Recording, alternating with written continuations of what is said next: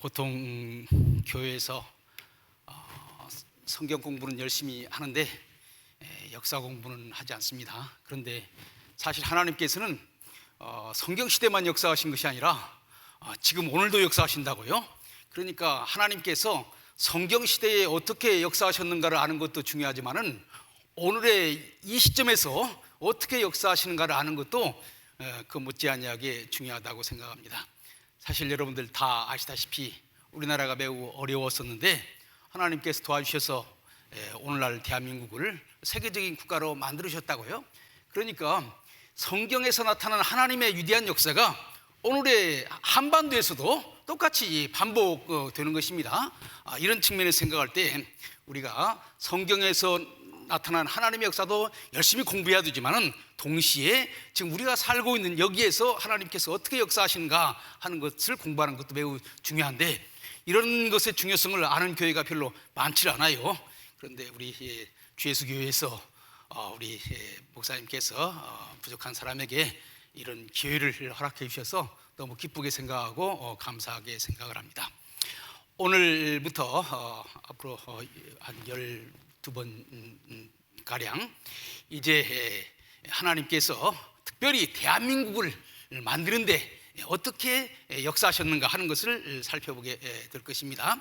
그래서 오늘은 첫 번째로 큰 그림으로 대한민국의 건국과 기독교라고 하는 제목으로 말씀을 드리려고 합니다.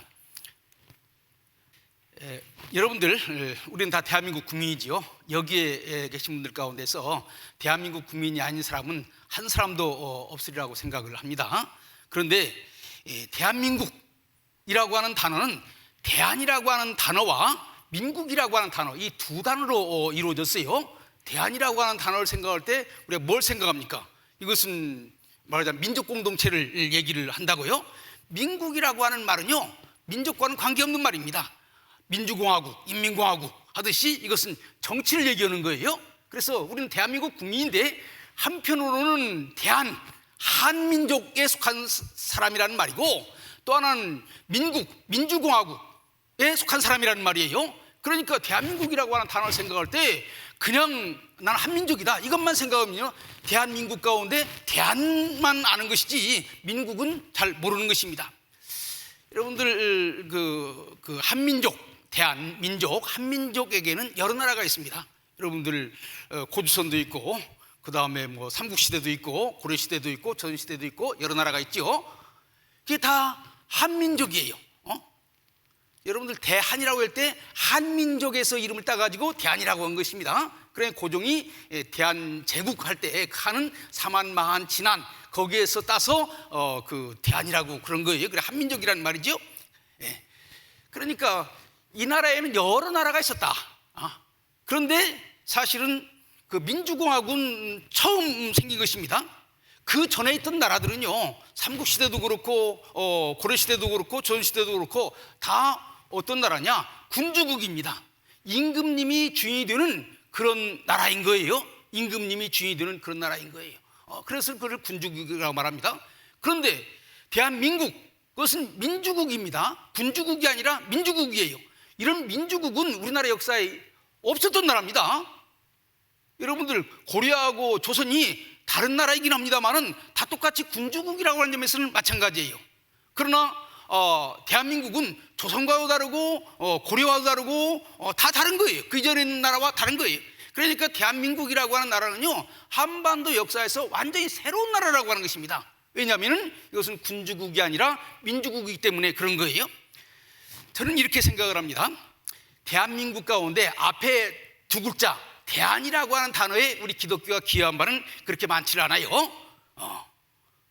그러나 민국이라고 하는 말에 우리 기독교가 기여한 바는 절대적이라고 생각합니다. 여러분들 조선은 유교국가죠. 그런데 중국에 유교적인 영향이 없었으면요, 조선이라고 하는 나라는 만들어질 수 없는 것입니다. 우리 대한민국은 민주국가죠. 민주국가는 어디에서 왔습니까? 사실 서양의 근대적인 민주사상이 와서 오늘의 대한민국이 만들어진 거예요. 그러니까 대한민국이라고 하는 나라는 한민족에게 새로운 정치 사상이 들어와서 민주공화국이라는 새로운 정치 사상이 들어와서 대한민국이 만들어진 거예요. 그런데 이 대한민국이 만들어지는 데 있어서, 특별히 민주공화국으로서의 대한민국이 만들어지는 데 있어서 누가 가장 결정적인 기여를 했느냐? 저는 그것은 우리 기독교라고 생각을 합니다. 조선이 유교의 영향이 없으면 조선이라고 하는 나라가 만들어질 수 없었던 것처럼 대한민국, 민주공화국으로서의 대한민국은 우리 기독교가 없이는 만들어질 수가 없는 거예요. 이런 측면에서 민주공화국은 서양에서 나온 개념이고 이것은 기독교를 통해서 이루어졌다라고 하는 것을 우리는 알아야 되는 것입니다. 그러면 크게 볼 때 국가는 둘로 나눌 수 있습니다. 하나는 군주제가 있고 공화제가 있어요. 군주제가 있고 공화제가 있습니다. 그런데 군주제는요, 절대군주제가 있고 입헌군주제가 있어요. 절대군주제라고 하는 것은 뭐냐면은 임금님이 자기 마음대로 할 수 있는 거예요. 대한제국, 제국은 황제의 나라라고 하는 말입니다. 이것은 절대군주제예요. 그래서 대한제국의 헌법의 1조에 보면은 대한제국은 전제군주니 모든 권한은 황제에게 있다, 이렇게 되는 거예요. 그러니까 고종이 이거 내 땅이니까 내가 일본한테 팔 수 있다, 그럼 파는 거예요. 그래서 나중에 일본이 뭐라고 할 때 이건 당신 나라 땅이 아니냐. 최근에 제가 어떤 역사책을 읽어보니까 고종이 이제 일본이 나라를 넘기라 그러니까 고종이 망설이더라고요. 그 일본의 이토 히로부미가 이 나라는 전제국가가 아니냐, 이 나라의 헌법에 대한제국은 황제의 나라다, 이렇게 말한 거 아니냐, 당신이 결정하면 결정하는 것이지 누구 다른 사람 얘기 들을 필요 없다, 이렇게 얘기를 하더라고요. 그러니까 고종이 도장을 딱 찍으면 대한제국은 넘어가는 거예요. 이게 절대군주제라고 하는 것입니다. 그럼 또 하나는 입헌군주제가 있죠. 군주는 있지만은 법을 따라서 지키는 겁니다. 사실 영국 같은 나라 입헌군주제죠. 공화제는 어떤 것이 있느냐? 귀족공화제와 민족공화제가 있습니다. 귀족공화제라고 하는 것은 몇몇 사람들이 공동으로 다스리는 거예요. 마음대로 하는 것이 아니라. 민주공화제는 뭐냐면은 국민 한 사람 한 사람이 주인인 것입니다. 우리는 군주제와 공화제 가운데서 공화제를 택하는 것이고, 공화제 가운데서도 귀족공화제가 아니라 민주공화제를 택한 거예요. 그러니까 여기 앉아 계신 분들은 내가 어떤 나라의 국민인가 하는 것을 알아야 됩니다. 그냥 나는 한민족의 한 일원이다, 이것이 아니에요. 공화국 가운데서도 민주공화국의 국민인 거예요. 이런 측면에서 국가가 아무리 뭐라고 한다고 해도 마음대로 할 수가 없는 거예요. 여러분, 한 사람 한 사람 이 나라의 주인인 것입니다. 토선 한창호가 아주 재밌는 얘기를 했어요. 그 옛날에 전제 정치와 민주 정치가 뭐가 다르냐? 전제 정치는 황제가 한 사람인 거예요. 민주 정치는 뭐냐? 국민 한 사람 한 사람이 다 황제라고 하는 거예요. 그럼 여러분, 여기 앉아 계신 여러분들이 다 황제인 거예요. 왜냐하면 여러분들이 대한민국, 민주공화국으로서의 대한민국의 주인이기 때문에 그렇거든요. 그러면은 이런 민주국가가 어떻게 형성되느냐? 쉽게 얘기한다면 이 민주국가가 형성되는데요, 우리 개신교가 절대적인 역할을 한 것입니다. 여러분들, 우리 기독교에도 천주교도 있고 러시아 정교회도 있고 우리 개신교회도 있어요. 그런데 사실 천주교와 러시아 정교회 국가들 가운데서는요, 민주주의가 발전하지는 못했습니다. 왜 그런 줄 아세요? 천주교는 뭐라고 가르치느냐? 하나님이 교황에게 모든 권세를 줬다. 그래서 왕권도 줬고 교권도 줬다. 그런데 이제 이것을 두 칼 이론이라고 그럽니다. 하나님께서 교황에게 세상을 다스릴 수 있는 칼을 두 개를 줬다는 거예요. 하나는 정치를 다스릴 수 있는 칼하고 또 하나는 교회를 다스릴 수 있는 칼. 그런데 이 교황이 두 칼을 움직이려니까 너무 힘들어. 그러니까 정치로 움직일 수 있는 칼을 누구한테 줬느냐? 황제에게 주는 거예요. 그러니까 하나님이 교황에게 주는 권한을 황제에게 넘기는 거예요. 그래서 여러분들 나폴레옹에 관한 영화를 보면은 어떻게 되느냐? 교황이 황제에게 관을 씌워주는 것입니다. 그것은 하나님이 교황을 통해서 황제에게 권한을 주는 거예요. 그러니까 황제는 그 교회를 통해서 하나님에게서부터 권한을 받은 거예요. 왕권 신수설입니다. 하나님으로부터 권한을 받은 거예요. 그렇기 때문에 천주교는요, 이런 왕권 신수설을 믿는 거예요. 그럼 백성은 거기에 무조건 순종해야 되는 것입니다. 러시아도 마찬가지예요. 러시아도 짜르, 러시아의 황제를 짜르라고 그러죠. 러시아 황제가 가장 열심히 믿었던 것이 뭔지 아세요? 그것은 바로 짜르는 하나님으로부터 권한을 받았기 때문에 어느 누구도 내 권한을 뺏을 수 없다. 그래서 러시아가 왜 망했냐면은 근대 사회가 오면서 이제 영국도 그 의회를 만들고 미국도 의회를 만들고 그러니까 러시아도 우리도 의회를 만들어야 되지 않냐 이러니까 이 짜르가 하나님이 나한테 권세를 줬는데 내가 이 권세를 누구한테 주느냐? 절대로 줄 수 없다. 그렇게 해가지고 공산당 혁명이 일어난 거예요. 그런데 여러분들 루터의 그 종교개혁은 전혀 다른 생각을 하고 있는 것입니다. 신자들은 누구나 다 똑같이 성경을 통해서 하나님의 뜻이 뭔 줄 알아요. 그래서 신자들이 모여가지고 회의를 해서 이것이 무엇이 옳고 그른가를 따질 수 있다고 하는 거예요. 여러분들 구약 성경에는요 하나님의 성령이 특별한 지도자에게만 임했습니다. 그러나 신약 성경에는요 하나님의 성령이 모든 사람에게 임하는 거예요. 그래 모든 사람들이 다 같이 하나님의 뜻을 알 수 있는 거예요. 이게 민주주의인 거예요. 그래서 오늘 근대 민주주의는 하나님께서 성경을 통해서 모든 사람들에게 하나님의 뜻을 알려주게 된 것이고, 그래서 백성들이 주인이 될 수 있다.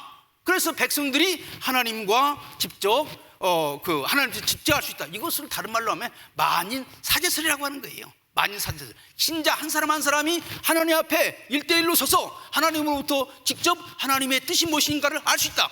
물론 성경을 통해서 아는 거죠. 천주교는요 성경을 해석할 수 있는 권한이 신부에게만 있다고 생각하는 거예요. 그러나 우리 개신교는 성경을 해석할 수 있는 권한이 모든 사람에게 있다고 생각하는 거예요. 이게 민주주의인 거예요. 그래서 개신교 나라인 영국이나 미국에서 민주주의가 먼저 시작한 것입니다. 여러분들 이 민주주의는요 우리 개신교의 역사를 빼놓고는 말할 수 없어요. 여러분들 주예수교회는 장로교회죠. 장로교회 존 칼빈이 바로 이런 민주적인 개신교를 만드는데 결정적인 기여를 했습니다. 사실 루터보다도 칼빈이 여기에 기여한 바가 많은 거예요. 이런 측면에서 민주국가의 형성에 우리 개신교가 절대적으로 중요한 역할을 했다. 이것을 알아야 됩니다. 좀 더 설명을 한다면은 여러 가지 얘기할 수가 있습니다. 그 중에 하나만 얘기를 한다면은 이런 모든 그 개신교의 민주적인 정치의 뿌리에는 뭐가 있냐? 계약 사상이 있다고 하는 것입니다. 여러분들 성경은 구약과 신약으로 되어 있죠. 구약은 옛날 약속, 신약은 새로운 약속. 구약은 옛날 계약, 신약은 새로운 계약이에요. 그러니까 하나님께서 이스라엘과 맺은 계약, 십계명, 이걸 통해서 하나님께서 이스라엘을 다스린 거 아닙니까? 마찬가지로 세상의 나라는 임금님과 통치자와 피통치자가 계약을 맺어가지고 자기 마음대로 오는 것이 아니라 계약을 맺어가지고 계약에 의해서 다스려야 된다고 하는 거예요. 이것이 영국에서 나온 유명한 마그나 카타고 이것이 발전한 것이 근대 민주주의인 것입니다. 근대 민주주의의 사상적인 배경이 존 노크라고 하는 사람이 세웠는데, 존 노크의 사상의 핵심은 사회계약설이에요.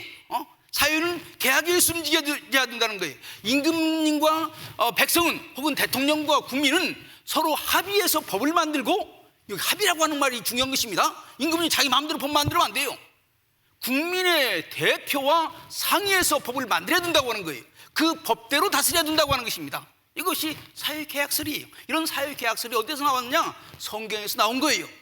옛 계약은 시내산에서 맺은 계약이고, 새 계약은 갈보리 언덕에서 하나님께서 예수님의 십자가를 통해서 인류와 맺은 계약 아닙니까? 마찬가지로 나라마다 계약이 있어야 된다고 하는 거예요. 그 계약의 조건은 뭐냐면 통치자가 피통치자, 그 국민과 혹은 국민의 대표와 정당한 계약을 맺어야 되는데, 바로 이 계약의 핵심이 법이라고 하는 것입니다. 이걸 자세하게 설명하려면 너무나 길고, 그러니까 넘어가도록 하겠습니다. 그러면은 대한민국의 건국의 주체는 누구인가? 여러분들 나라마다요 소위 건국 세력이라고 하는 것이 있습니다. 나라를 세우는 주체 세력이라고 하는 것이 있어요. 여러분들 조선의 건국 세력은 누굽니까? 신흥 4대부 계층이 조선의 건국 세력이에요. 신흥 4대부 계층이라고 하는 것은 뭐냐면 송나라 시대부터 있었던 신유학, 유교를 배운 사람들이 이 유교적인 이념에 의해서 나라를 만들어야 되겠다, 이렇게 해서 만든 나라가 조선이라고 하는 거예요. 그 신유학의 핵심 세력이 누구냐면 바로 정도전이라고 하는 사람입니다. 사실 정도전이 건국 세력이고, 이성계는 이 정도전에 의해서 말하자면 초용받은 사람입니다. 왜냐하면 나라를 만들려면 고려를 무너뜨리고 수많은 적을 이겨야 되는데, 그러려면 군사가 필요하죠. 그래서 이성계는 장군이니까 군대가 있다고요. 그러니까 그 이성계를 초청을 해가지고 이 정도전이 사실 조선에서 모든 설교를 한 거예요. 조선을 유교가 만들었다면 대한민국은 누가 만들었냐 이거예요. 대한민국의 건국 세력은 누구냐 하는 겁니다. 바로 이 점이 오늘 제가 얘기하려고 하는 내용의 핵심입니다. 저는 이 대한민국의 건국 세력은 우리 기독교라고 생각을 합니다. 많은 기독교인들도 잘 모르고 있어요. 일반 학자들도 잘 모르고 있어요. 그러나 제가 한국 현대사를 공부하면서 점점 확실하게 생각되는 것은 대한민국의 건국 세력은 우리 기독교라고 하는 것입니다. 우리 한번 다 같이 한번 따라서 합시다. 대한민국의 건국 세력은 기독교다. 여러분들 민주주의가 서양에서 생겼는데 아까 얘기한 것처럼 개신교에서부터 생겨가지고 영국에서 씨가 나고 미국에서 꽃을 피웠는데 그것을 한국에 알려준 사람이 누굴까요? 선교사들인 거예요. 선교사들인 거예요. 그래서 저는 앞으로 제가 이제 계속 연구하려고 하는 것이 이 대한민국이 만들어지는데 기독교가 어떤 역할을 했는가라고 하는 것을 살펴보려고 그러는데 저는요 대한민국 역사를 크게 세 부분으로 나눌 수 있다고 생각을 합니다. 하나는 대한민국의 기원 C, 대한민국의 C가 뭐냐? 이게 3.1운동이에요. 3.1운동이 대한민국의 C입니다. 3.1운동 이후에 만들어진 것이 뭐죠? 대한민국 임시헌장입니다. 1919년 4월 11일 날 대한민국 임시헌장이 만들어졌어요. 거기에 제1조에 대한민국은 민주공화국이다 이렇게 되어 있습니다. 바로 이것이 오늘날 헌법 1조와 똑같은 거예요. 같은 시인 겁니다. 1919년 만들어진 임시의정원의 헌장의 내용과 오늘날 우리 대한민국의 내용이 같은 거예요. 그러니까 오늘날 대한민국 민주공화국으로서의 대한민국은 오늘날 갑자기 만들어진 것이 아니에요.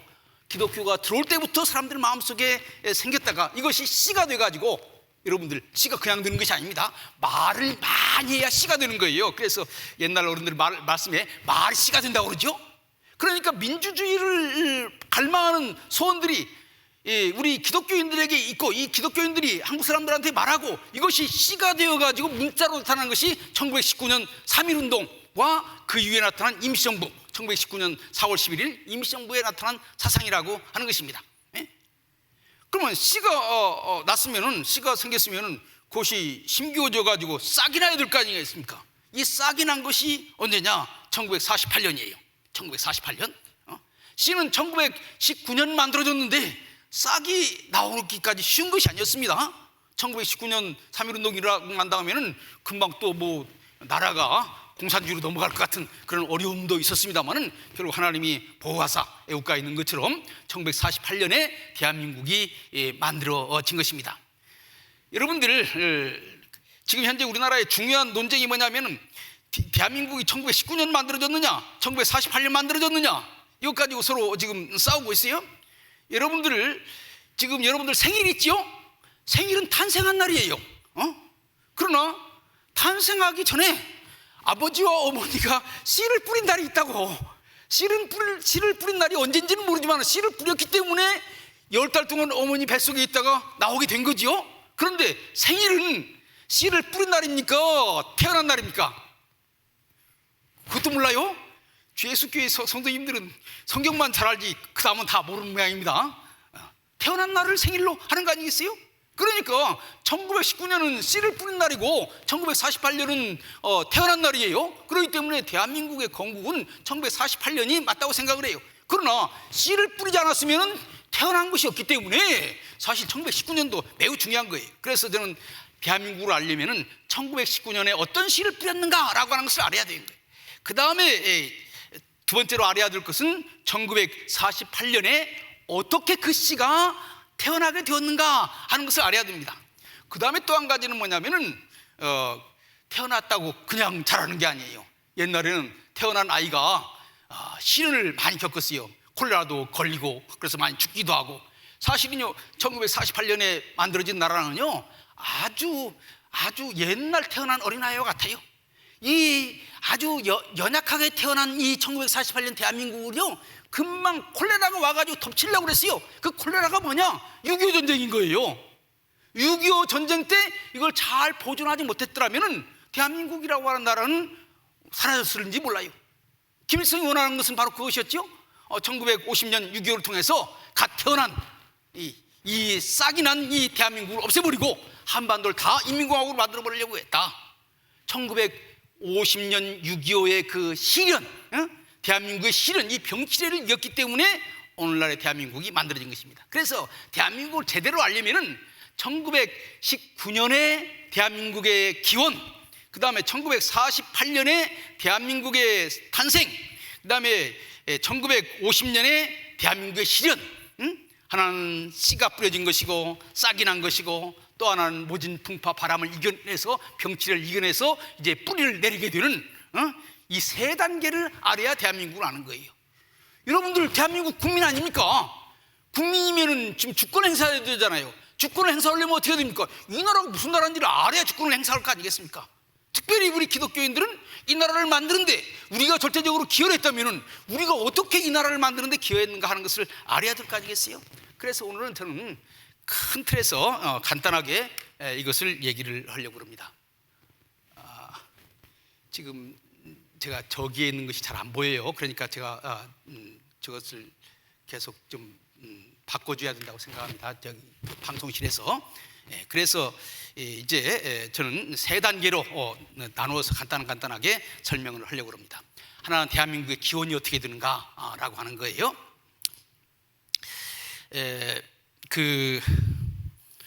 대한민국의 기원은 사실 뿌리가 깊습니다. 민주주의로서의 대한민국이 태어난 날은 1948년이지만은 선교사들이 오면서부터, 서양에서 오면서부터 기독교만 전하려고 하지 않았어요. 왕이 존재하는 한 이 백성은 종인 거예요. 그러면 백성들도 해방되어서 주인 되는 그런 나라를 만들어야 되겠다, 이런 생각을 한 거예요. 그런 것들을 어디서 가르쳤겠습니까? 선교사들이 만든 미션스쿨에서 가르친 거예요. 배제학당에서 가르친 거예요. 거기서 가르침을 받은 사람이 누굽니까? 이승만과 안창호예요. 이런 사람들이 그런 것을 배웠어요. 그래가지고 사실 그 민주주의라고 하는 그 민주국가를 만들어야 된다고 하는 생각은요, 기독교가 이 땅에 들어오면서부터 이런 생각을 했던 거예요. 사실 겉으로 말은 못했죠. 왜냐하면 황제가 모든 권한을 가지고 있는 세상이니까 그런 말 잘못했다가 큰일 나는 거죠. 그러나 그 한국 사람들 머릿속에 선교사들이 알려주는 미국이라고 하는 나라, 민주주의가 뭔가 그걸 보면서 야, 우리도 그런 나라 한번 만들었으면 좋겠다, 이런 생각을 한 거예요. 여러분들 꿈을 꾸어야 꿈이 말이 되고, 말을 해야 그 다음에 말이 시가 되는 거예요. 그래, 꿈을 꾸는 게 중요한 거예요. 이승만이 꿈꿨습니다. 이승만 독립정신에 보면은 1904년에 만들어진 독립정신에 보면은 앞으로 자기는 이런 나라를 꿈꾸고 있다, 이것이 이승만의 꿈만이 아니었고 이것이 조선 안창호의 꿈이 되었던 것이고 한국 사람들의 꿈이 되었던 거예요. 그런데 1910년 나라가 망했지요. 나라가 망했을 때에 한국 사람들은 세 가지 길이 있었습니다. 나라가 망했을 때 첫 번째는 망한 나라를 다시 회복하자, 이것을 왕정 복고의 길이라고 합니다. 옛날 나라를 다시 회복하자라고 하는 생각을 가진 사람들이 있었고, 그 다음에 또 한 가지는 뭐냐면 그 민주주의 국가를 만들자. 어차피 나라는 망했으니까 민주주의 국가를 만들자. 또 하나는 뭐냐면 공산주의 국가를 만들자. 그런데요, 첫 번째 길, 복고의 길은요, 한국 사람들한테 참 인기가 없었어요. 참 이런 점에서 우리 한국 사람들이요, 눈치를 빠르다고 생각해요. 세상이 바꿔지고 있으니까 옛날 제국주의로 돌아가기 싫다. 여러분들 1919년 3.1절이 언제 일어났습니까? 고종이 세상을 떠났을 때 일어났다고요? 그런데 우리 한국 사람들이 참 지혜로운 것이, 고종이 세상을 떠난 날 마지막 황제가 떠났으니까 얼마나 슬퍼요. 그러니까 가서 실컷 울었어요. 망한 나라의 왕이 불쌍하다, 실컷 울었어요. 그러나 백성들이 그러면 고종의 아들 순종을 다시 황제로 모셔가지고 나라를 만들자, 그런 생각 꿈에도 하지 않았습니다. 바로 4월 달에 만들어진 임시정부 제1조에 뭐라고 되어 있다고요? 대한민국은 민주공화국이다, 이렇게 한 거예요. 그러니까 죽은 그 망한 나라의 고종을 위해서 눈물을 흘리는 것은 눈물을 흘리는 것이고, 그건 그거고, 새로운 나라는 고종과는 관계없는 우리가 다 주인이 되는 그런 나라를 만들자, 이렇게 생각한 거예요. 그러니까 말하자면 복고적인 그 복고주의는 사라진 거예요. 그래서 1910년이 지나가면서 옛날 조선시대를 그리워하는 그런 사람들은 사라지게 되었습니다. 그런데 지금 참 우스운 일이 벌어지는 거예요. 대한민국에 하나의 큰 풍조가 일어나고 있는데, 그게 뭐냐면은 바로 조선시대를 그리워하는 거예요. 서울에 가면은요, 서울은 대한민국 수도 아닙니까? 그런데 이 서울이 대한민국 수도인지 아니면 조선의 수도 한양인지 잘 분간이 안 가요. 겉으로 빌딩 보면은 대한민국 수도 같은데 광화문에 누가 있습니까? 조선시대의 왕 세종대왕이 있고 조선시대의 군인 이순신이 있는 거예요. 그리고 우리가 쓰는 화폐, 대한민국의 세계적인 경제대국인데 화폐를 보면은 대한민국 사람 하나도 안 나와요. 다 옛날 조선시대만 나와요. 신사임당, 뭐 퇴계, 뭐 이율고, 뭐 세종대왕, 이순신 다 조선 사람만 나와요. 그러니까 저는 이렇게 얘기하고 싶어요. 우리는 지금 민주국가인 이 대한민국에 살고 있는데 머릿속에는 옛날 조선시대가 그대로 있는 거예요. 지금 현재 여기에 우리나라에 지금 갈등이 있는 거예요. 그러면은 민주국가를 만들기 위해서 누가 기여했는가 이런 걸 해가지고 서울의 가장 중요한 위치에 바로 그런 사람들 동상도 세우고 그런 사람을 화폐도 만들고 그래야 되지 않겠어요? 그럼 우리 기독교인들도 뭐 나설 일들이 많이 있겠죠? 근데 또 한 가지가 있습니다. 공산주의예요. 1917년 볼셰비키가 공산주의 혁명을 했다고요, 러시아에서. 그러니까 복고주의 왕정으로 돌아가자고 하는 생각을 가진 사람들은 별로 없었는데 이제 1919년 3.1운동 때 두 가지 길이 있었던 거예요. 우리 한국 사람들한테는 어떤 길이냐, 한편으로는 민주국가가 되고자 하는 사람들이 있었고 또 한편으로는 공산주의는 어떠냐, 1917년 볼셰비키가 공산주의 혁명을 일으켰으니까. 그러니까 정리해서 얘기한다면 옛날로 돌아가자고 하는, 왕정으로 돌아가자고 하는 사람들은 사라졌어요. 그러나 앞에 두 길이 있는데 하나는 1917년 볼셰비키가 만든 공산주의고 또 하나는 1919년 윌슨이 말한 민족 자결주의예요. 윌슨이 말한 민족 자결주의는 사실은 아까 얘기한 벨제학당을 통해서 들어온 민주주의인 것입니다. 이 두 가지가 앞에 놓여 있어요. 그래서 저는요 1919년 3.1운동은 한민족이 볼셰비키의 공산주의를 택할 것인가 윌슨의 민주주의를 택할 것인가 이 두 기로에 서 있던 거예요. 그런데요 우리 한국 사람들이 공산주의, 소련에 대해서 잘 알고 있었어요. 미국은 바다 건너 저기 태평양 건너에 있는 아메리카 대륙에 있는 그런 나라입니다. 그런데요 소련은 그렇지 않아요. 바로 두만강만 건너면은 러시아가 있는 거예요. 그렇기 때문에 1917년 볼셰비키 혁명이 일어났을 때 공산당 혁명이 일어났다고 하는 것을 우리 한반도에 있는 애지간한 사람 다 알고 있어요. 세상이 바꿔지는 큰 혁명인데 왜 모르겠습니까? 그런데 우리 한국 사람들은 자세한 얘기 할 수 없습니다만은 볼셰비키의 공산당을 택하지 아니하고 윌슨의 민족 자결주의, 미국의 민주주의를 택한 거예요.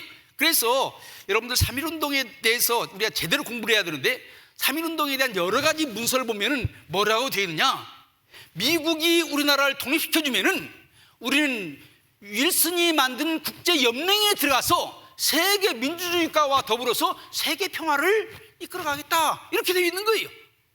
이것이 임시정부 임시헌장 제7조에 나오는 것입니다. 대한민국은 신의 뜻에 의해서 만들어진 나라로서 국제연맹에 가입해서, 국제연맹은 바로 윌슨이 만든 거예요. 미국이 만들자고 한 겁니다. 국제연맹에 가입을 해서 인류 평화에 공헌한다. 이런 일들이요 단지 그 상해에 있는 임시정부에만 나오는 것이 아니에요. 러시아에서 만들어진 그 독립선언서에서 나오는 것이고 우리 국내에서 만들어진 독립운동 기록에 나와 있는 것이고 이게 매우 중요한 거예요. 그래서 저는 3.1운동이 단지 일본에서 해방만 아니라, 일본에서의 독립만이 아니라 우리나라가 어떤 방향으로 나갈 것인가, 옛날처럼 중국의 황제가 지배하는 그런 군주국에 머무를 것인가, 국민 한 사람 한 사람의 주의들은 이런 민주국가를 형성하는 새로운 세계로 갈 것인가 라고 하는 이런 중요한 골목에 있어서 우리 한민족이 우리는 새로운 길을 가겠다. 그런데 그 새로운 길도 공산주의 길이 아니라 민주주의 길을 가겠다, 러시아가 아니라 미국의 길을 가겠다, 이렇게 결정한 것이 1919년 3월 1일 3.1절이라고 하는 것입니다. 그러면 우리 국민들이 어떻게 그런 결정을 하게 되었을까요? 그것은 우리 기독교를 통해서 민주주의를 알았기 때문에 그런 거예요. 미션스쿨을 통해서 민주주의를 가르쳤기 때문에 그런 것입니다. 그래서 저는 1919년 3월 1일이야말로 일본에서부터의 독립이 아니라 우리가 민주국가를 만들려고 우리가 결단한 것이다. 여러분 3.1운동이 왜 중요합니까? 3.1운동은요 우리 민족의 모든 사람들이 다 참여한 거예요.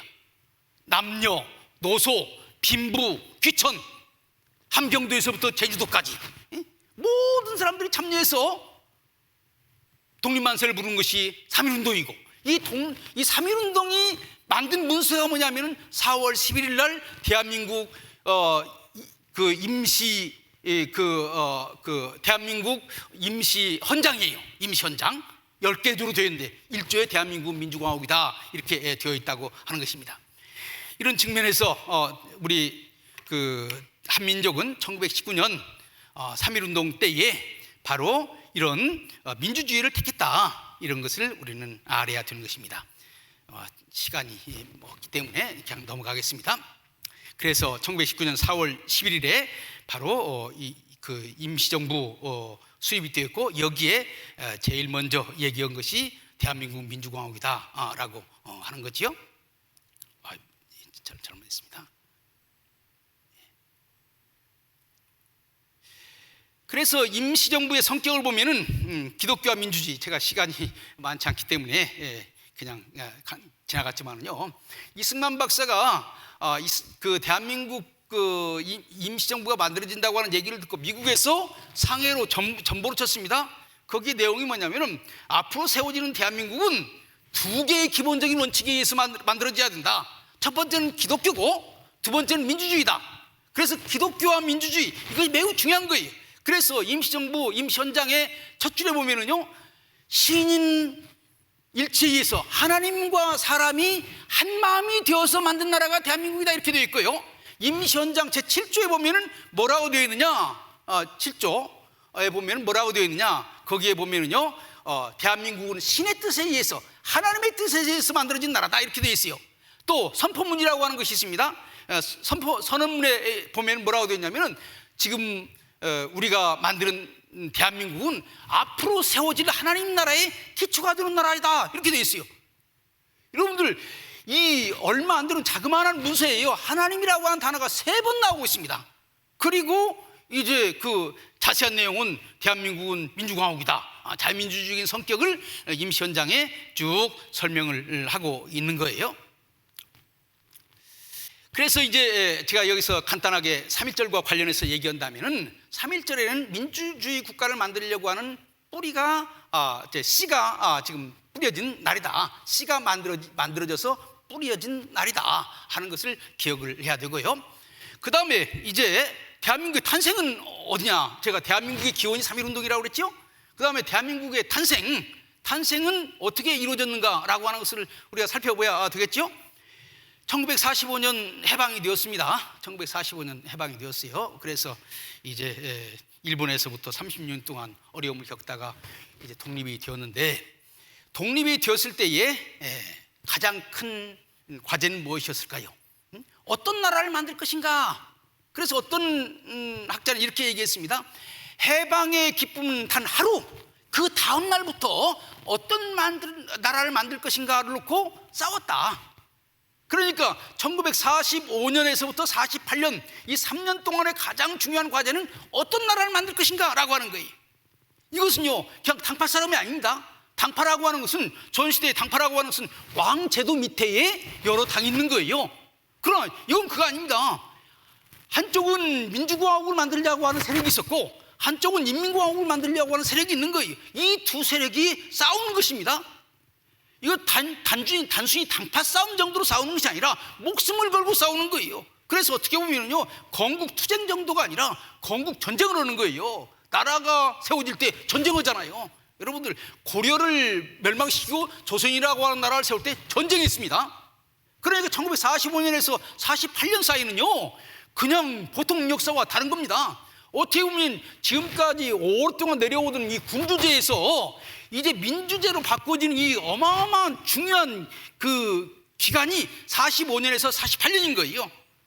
여러분들, 우리는 역사를 BC와 AD로 나누죠. 예수님이 오시기 전과 예수님이 오신 다음으로 나눈다면은, 우리 한국 역사를 크게 본다면은, 왕이 마음대로 하던 시대, 어떤 면은 조선 총독부도 왕 대신에 조선 총독이 마음대로 했으니까 군주제 변형이라고 말할 수 있죠.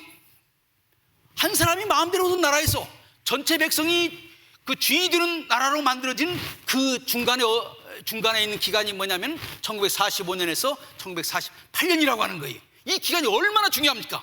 이 기간을 제대로 이해를 해야 되는 거예요. 저는 우리 목사님께서 저에게 전화를 하면서 1945년에서 48년 사이에 대해서 12번의 강의를 해달라고 말씀하셔서 제가 감탄했습니다. 한국에서요 45년에서 48년 사이에 이 중요성을 제대로 아는 분들이 별로 많지를 않아요. 예수님의 탄생이 역사를 둘러나는 것처럼 1945년에서 48년이 역사를 둘러나는 것입니다. 그런데 사실은 보면 아까도 말씀드린 것처럼 복고주 옛날 왕정으로 돌아가려고 하는 사람들은 별로 많지 않았어요. 재미있는 것은요, 그럼에도 불구하고 일부 사람들 가운데서는 그런 사람들이 있었던 것 같아요. 그래서 뭐라고 주장을 했냐면은, 이제 하지 중장한테 시골에 있는 선비 한 분이 찾아왔대요. 그래서 뭐 여러 가지 난관을 무릅쓰고 하지 중장, 그때 미군 사령관이 하지 중장입니다. 45년에서 48년까지 우리나라를 실질적으로 다스린 통치자는 누구냐? 미국 육군 중장 하지입니다. 북한을 실질적으로 다스린 사람은 누구냐? 치차코프라고 하는 소련군 사령관이에요. 북한에는 소련 군정이 있었고 남한에는 미 군정이 있었습니다. 이 하지한테 시골에 유교 선비가 찾아와가지고 다시 옛날 고종의 아들을 세우다가 다시 데려다가 조선을 회복시켜 주세요, 이런 얘기를 했다고 그래요. 그런데 그것은 아주 예외에 속한 것이고 대부분의 사람 99.9%는 그런 생각하지 않았어요. 그것은 옛날 생각입니다. 그런데 그럼에도 불구하고 새로운 두 가지 이념이 나왔다고요.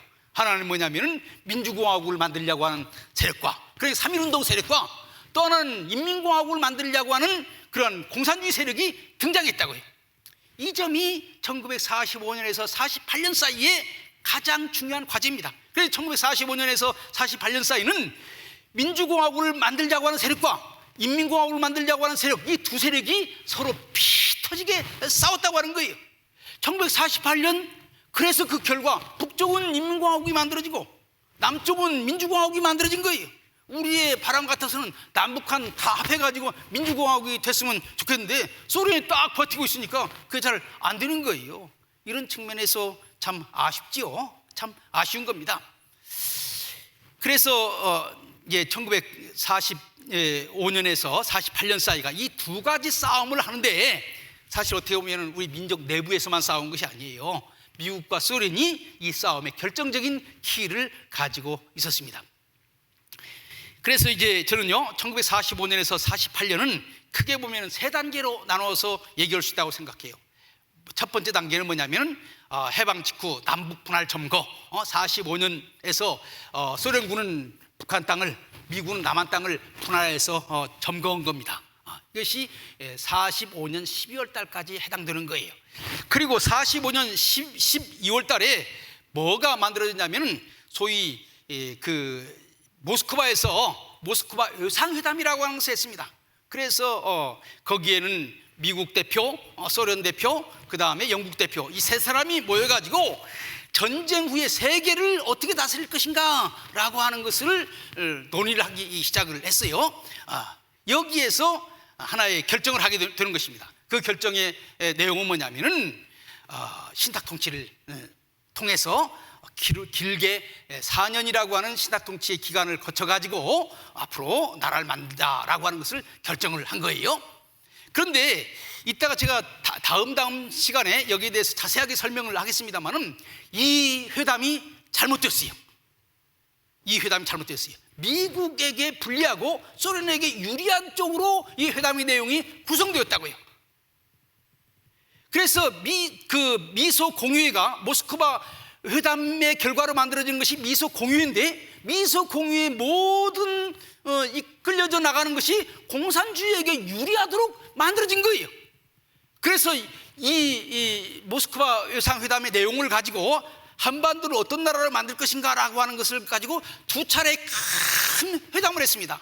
제1차 미소 공유회, 제2차 미소 공유회, 두 차례 큰 회담을 했는데 다 실패했어요. 소련이 절대적으로 양보하지 않는 거예요. 미국한테 절대적으로 양보하고 자기들 아무것도 양보하려고 하지 않는 거예요. 간단하게 얘기하려면요, 소련은 2대1 전략을 썼습니다. 그건 뭐냐면 북한은 좌파 공산주의에 반대하는 모든 세력을 없애버려 가지고 하나로 만들고, 남한은 좌우로 분열시키는 거예요. 좌파 우파 분열시키는 거예요. 그래서 남한의 좌파와 북한이 힘을 합하면 2대1이 되죠. 이 전략을 구사했던 거예요. 그래서 그 남한의 박헌영 세력을 자꾸 키워가지고 남한의 박헌영 세력을 자꾸 키워가지고 결국 말하자면은 북한의 그 김일성과 남한의 박헌영이 손잡고 그다음에 나머지 이승만이나 혹은 김구나 일이면은 대표가 그 공산주의를 지지하는 쪽은 둘이고 민주주의를 지지하는 쪽은 1이니까 2대1이 되면은 공산주의가 이기게 되면 한반도 전체를 공산주의가 장악할 수 있다, 이런 생각을 소련이 하게 되는 것입니다. 미국은 그럼 어떻게 생각했느냐? 소위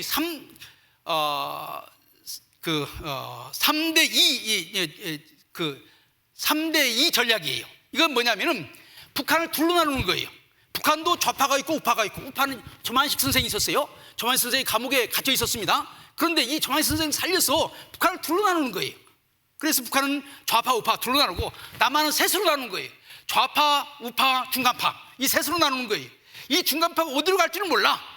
중간파의 여운형 같은 좌파 사람들을 끼워 넣었어. 그래서 소련이 생각할 때 이 여운형이 들어가 있기 때문에 잘하면은 이 중간파를 공산주의로 끌고 갈 수 있겠다라고 하는 희망을 주는 거예요. 그래서 북한은 둘로 나누고 남한은 셋으로 나누는 거예요. 왜 그것이 가능하냐? 해방 직후에 북한은 인구가 1000만밖에 안 되고 남한은 인구가 2000만인 거예요. 그러니까 우리가 대표가 더 많아야 된다, 이렇게 주장을 하는 거죠.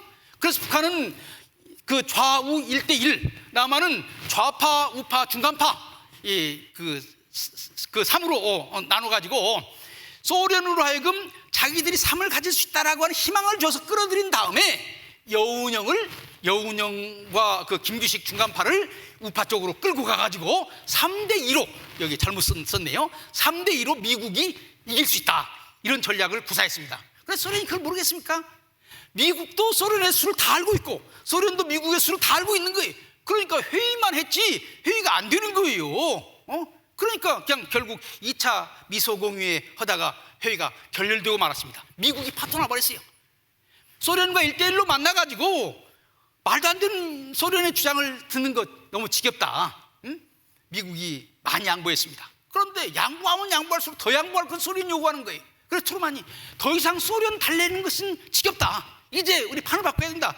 그래서 그 미소공유회, 모스크바 3상 회의에서 결정한 내용을 수행하기 위한 것이 미국과 소련 대표가 모여서 하는 미소공유회인데, 이 미소공유회를 무산시켜버리고 이제 그 일을 어디로 가져갔느냐? 유엔으로 가져갔습니다. 유엔 헌장에 의하면 유엔 헌장은 모든 문제를 다스릴 수 있다, 이렇게 되어 있습니다. 그러니까 유엔에 가면은요 미국 편이 많아. 그러니까 여기에서 미국이 내놓은 제안이라고 하는 것은 뭐냐면 남북한 선거를 통해서 국민들의 뜻을 물어보자. 소련도 미국도 물어나고 국민들이 어떤 정부를 원하는지, 공산주의를 원하는지 민주주의를 원하는지 국민들에게 물어보자, 이렇게 얘기를 한 거예요. 미국이 가지고 있는 확신은 자유선거가 주어진다면은 민주주의가 이길 것이라고 확신했습니다. 소련은요 그 공산주의 민주주의 싫어합니다. 공산당들은요 공산주의에 있어서 선거라고 하는 것은 요식 행위에 불과한 거예요. 공산주의자들은요 세상을 바꾸는 방법이 달라요. 미국은 어떤 생각을 가지고 있느냐? 국민 한 사람 한 사람이 주인이기 때문에 자유로운 그 토론을 통해서 어떤 제도가 옳은지를 국민들에게 충분히 알려주고 그 다음에 투표하면은 민주주의가 이긴다, 이렇게 생각을 한 것이고, 공산주의는 그거 아닙니다. 공산주의는 프롤레타리아의 분노, 가난하고 힘든 노동자와 농민의 분노를 자극해가지고 지금 이런 세상 풀려먹었다, 그래서 혁명을 일으켜야 된다. 그래서 소수의 혁명가들이 주도해가지고 백성들을 그쪽으로 끌고 가는 거예요. 그래서 미국과 소련의 근본적인 입장이 다른 것입니다. 미국은 민주적인 방법으로 나라를 건설하는 것이고 소련은 혁명의 방법으로 나라를 만드는 거예요. 그런데 보통 선거를 하자고 그러니 소련이 좋을 리가 없는 거지요. 그러니까 소련이 생각할 때 우리는 참석하지 않겠다. 그래도 뭐 유엔이 결정하니까 결정하게 된 거죠. 이런 측면에서 이제 1947년 가을에 이제 그 미국의 그 대표가 그 소련으로 한반도 문제를 넘겨주게 된 것입니다. 그래서 유엔으로 이 문제가 이관되게 됐어요. 그래서 여기에서 이제 우리 한반도 문제를 토론해서 국민투표로 보통 선거로 나라를 만들자, 그렇게 해서 이루어진 것이 1948년 50선거예요. 5월 10일 날 선거를 했고, 이 선거위에서 대통령이 된 사람이 이승만이고, 이 선거에서 뽑힌 국회의원들이 앞으로 어떤 나라를 만들 것인가, 논의했는데 그 결론이 아까 얘기한 것처럼 대한민국은 민주공화국이다. 3.1운동의 정신을 이어받아 가지고 민주주의를 만들자. 1919년 씨를 뿌렸는데 이제 열매를 맺자. 그 열매를 탄생시키자. 싹이 나게 만들자. 그래서 만들어진 것이 1948년 대한민국의 출발이라고 하는 거예요. 여기에 대해서는 앞으로 자세하게 더 설명을 하겠습니다. 그다음에 세 번째는 민주주의의 실현인데, 이제 소련과 북한이 이제 한반도 남쪽까지 공산주의로 만들자, 이런 생각을 하게 된 거죠. 이런 생각을 하는데 결정적인 기여를 하는 사람이 누구냐면은 남한에서 북한으로 올라가는 박헌영입니다. 박헌영은 원래 남한 공산당의 대표였어요. 그런데 북한으로 올라가 보니까 거기에는 자기 세력이 없는 거예요. 그런데 박헌영이 길을 피고 활동하려면은 남한이 공산주의가 되어야 자기 세력을 이길 수가 있는 거죠. 그래서 남한에도 공산 국가를 만들자라고 하는 주장을 하게 되었고, 여기에 김일성이 힘을 합한 거죠. 그래서 이제 남한이 제대로, 대한민국이 제대로 자라기 전에 빨리 남한을 무너뜨려 가지고 국토 완정론, 이것을 뭐라고 말하냐면은 국토 완정론이라고 말합니다. 국토 완정론. 그러니까 북한은 이미 공산주의 혁명이 시작됐는데 지금 북한까지밖에 안 됐으니까 남한까지 해야 되겠다. 그래서 불이 났대 서둘러 가지고 1950년 6월 25일 6.25 때에 이제 전쟁을 일으키게 된 것입니다. 결론적으로 얘기를 한다면은, 제가 결론을 얘기하겠습니다.